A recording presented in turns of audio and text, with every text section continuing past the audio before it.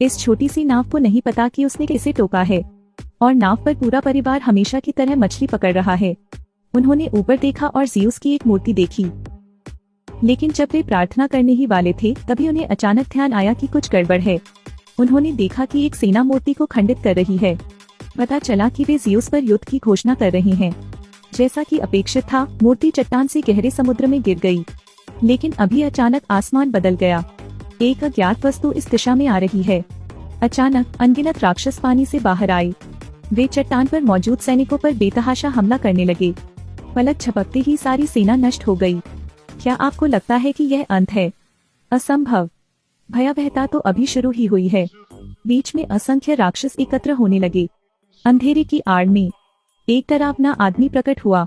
जब उसने उस युवक को देखा तो ऐसा लगा जैसे उसने अपने नश्वर शत्रु को देखा हो।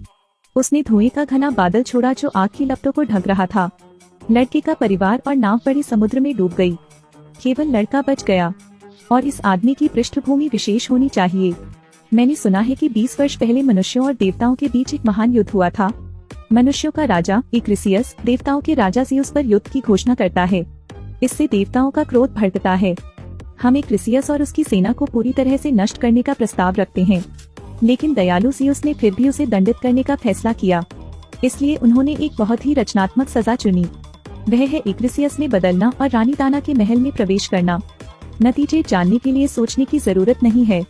बहुत समय नहीं हुआ जब इक्रिसियस को पता चला कि उसके साथ विश्वासघात किया गया है। गुस्से में आकर उसने अपने सौतेले बच्चे को मार डालने का फैसला किया। एक राजा के रूप में इतना बड़ा अपमान सहना, वह केवल अपना गुस्सा निकालने के लिए भगवान को श्राप दे सकता है। आसमान से सजा का वज्र गिरा। राजा इक्रिसियस को एक क्रोधी राक्षस में बदल दो। ताबूत को समुद्र में फेंकने के बाद वह उस दिल को अपने साथ ले गया। क्या यह खत्म हो गया? असंभव। कुछ ही समय बाद एक मछुआरे ने एक ताबूत उठाया। जैसे ही ताबूत का ढक्कन खोला गया, मछुआरा आश्चर्यचकित रह गया।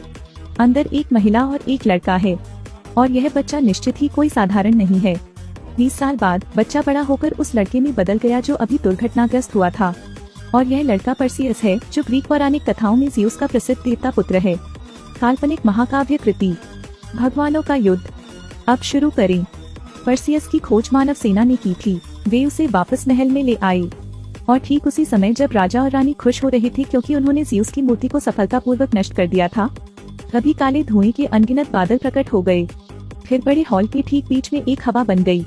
एक ही क्षण में सैनिक पूरी तरह नष्ट हो गए और वह डरावना आदमी फिर प्रकट हो गया। सही, वह ज़्यूस का भाई हेडीस है। पाताल लोक ज़्यूस जितना दयालु नहीं होगा। उसने रानी को एक बूढ़ी औरत में बदल दिया। इसके अलावा उन्होंने चेतावनी जारी की कि 10 दिन बाद वह क्रैकन राक्षस को रिहा कर देंगे।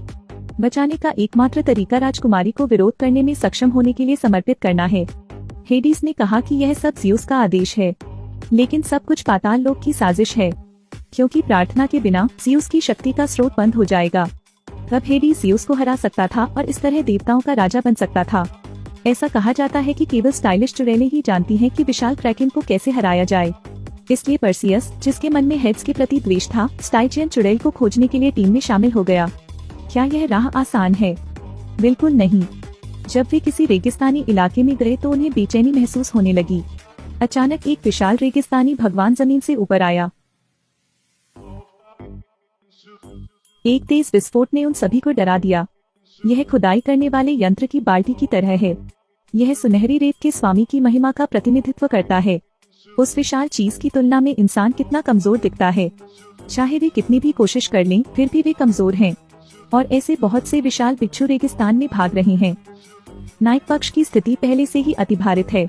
उसी समय पर्सियस को भी एक विशाल सरौता द्वारा एक खंभे के खिलाफ दबाया गया था। क्या वह ऐसे ही मर जाएगा? असंभव। एक खतरनाक क्षण में एक देवी अचानक प्रकट हुई और पर्सियस को बचा लिया। विशाल बिच्छू गंभीर रूप से घायल हो गया और दूर चला गया। इसने क्रोधपूर्वक देवी की ओर आक्रमण किया। कोई शरीर इतना झटका कैसे झेल सकता है? पर्सियस ने तुरंत देवी का पीछा किया और उसे बचा लिया। तभी एक विशाल बिच्छू का उसके पीछे पीछा करते हुए देखना।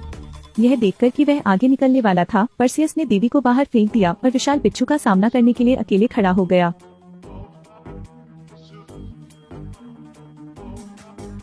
वे बहुत देर तक उस बिच्छू को देखते रहे जो अब और नहीं हिल रहा था।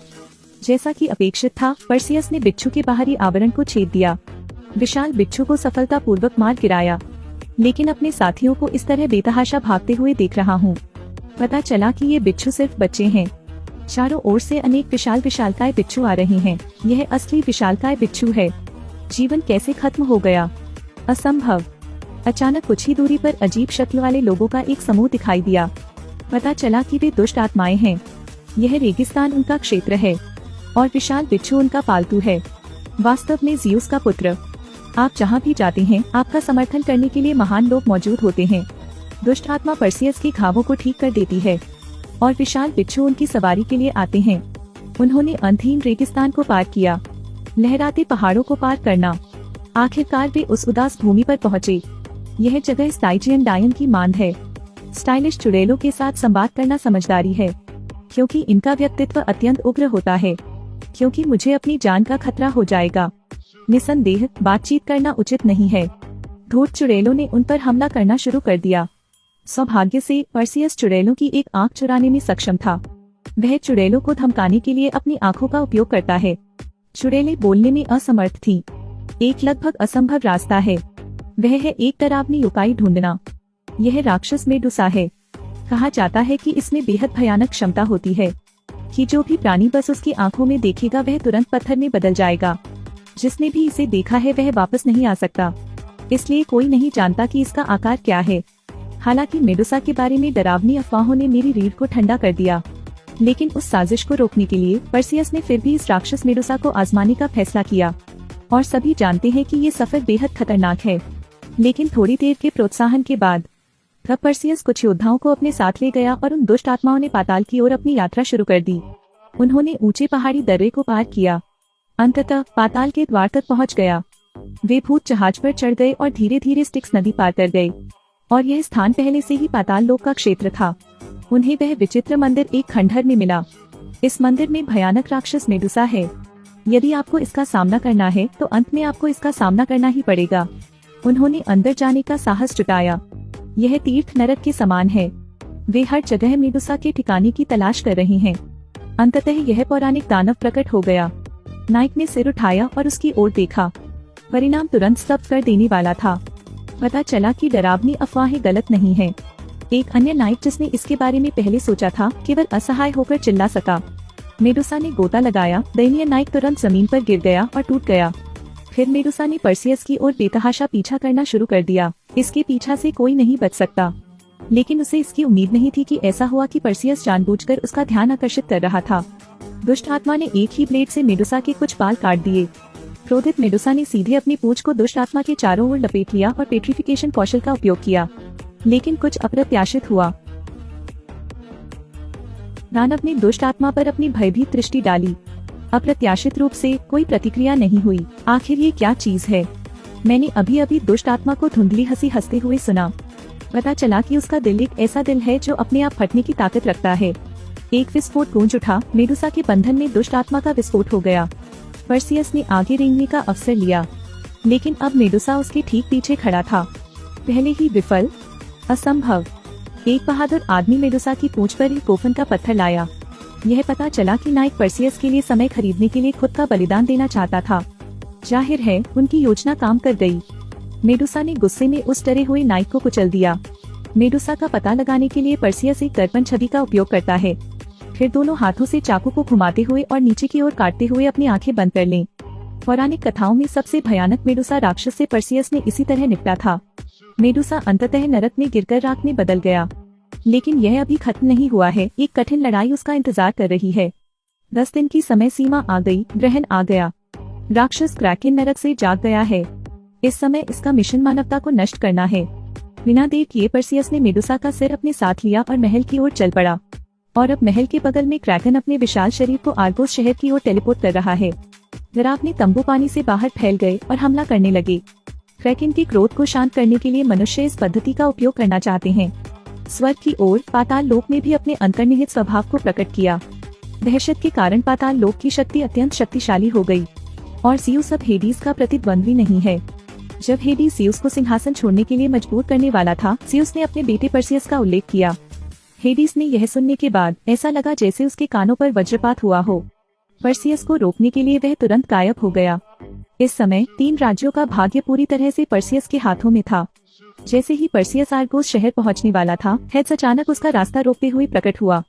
हेडीज ने पर्सियस पर हमला करने के लिए अनगिनत राक्षसों को छोड़ा। एक राक्षस जिसने अराजकता का फायदा उठाकर मेडुसा का हेड बैग चुरा लिया। पर्सियस को बैग की ओर अपनी उड़ान की दिशा बदलनी पड़ी। इसी समय क्रैकन राक्षस का पूरा शरीर भी सामने आ गया। इस प्राचीन राक्षस के सामने इंसान बिल्कुल चींटियों की तरह हैं। राक्षसों ने पर्सियस को क्रैकन के मुंह के किनारे पर लुभाने की भी कोशिश की, लेकिन बुद्धिमान घोड़े ने उसे चकमा दे दिया और क्रोधित क्रैकन ने राजकुमारी पर निशाना साधा। पर्सियस ने अंत तक लड़ने का फैसला किया। उसने राक्षस को पकड़ लिया और महल के विशाल महल में गिर गया। शैतान को सफलतापूर्वक मार डाला और अब क्रैकन ने अपना विशाल मुंह खोला। क्या यह समय पर नहीं था? असंभव। पर्सियस ने बैग उठाया और आगे बढ़ गया। उसने मेडुसा का सिर निकाल लिया। एक डरी हुई नजर ने इस प्राचीन राक्षस को तुरंत भयभीत कर दिया। जिस क्षण क्रैकन आर्गोस शहर को नष्ट करने वाला था, पर्सियस ने तुरंत आपदा को होने से रोक दिया। हालांकि कहानी अभी खत्म नहीं हुई है। राजकुमारी भी समुद्र में गिर गई। जैसे ही पर्सियस राजकुमारी को बचाने वाला था, हेडीज उसके सामने आ गई। अमर पाताल लोक का सामना करते हुए क्या जाने का कोई रास्ता नहीं है? असंभव। पर्सियस ने ज़ियस द्वारा दी गई जादुई तलवार खींच ली। आसमान से बिजली गिरी। पर्सियस ने दिव्य तलवार फेंक दी। 7 वाले तलवार देवता को एक बार फिर नरक भेज दिया गया। पर्सियस ने राजकुमारी को सफलतापूर्वक बचा लिया और इस तरह पर्सियस भी प्रसिद्ध हो गया और नायक बन गया। फिल्म यही खत्म होती है। दहशत केवल शैतान को मजबूत करेगी। केवल आशा ही अंतिम जीत दिलाती है। यदि आप लोगों को लगता है कि मेरे लिए फिल्म की समीक्षा करना ठीक है, तो कृपया मेरा समर्थन करने के लिए मुझे फॉलो करें। अगले सप्ताह बेहतर फिल्में आएंगी।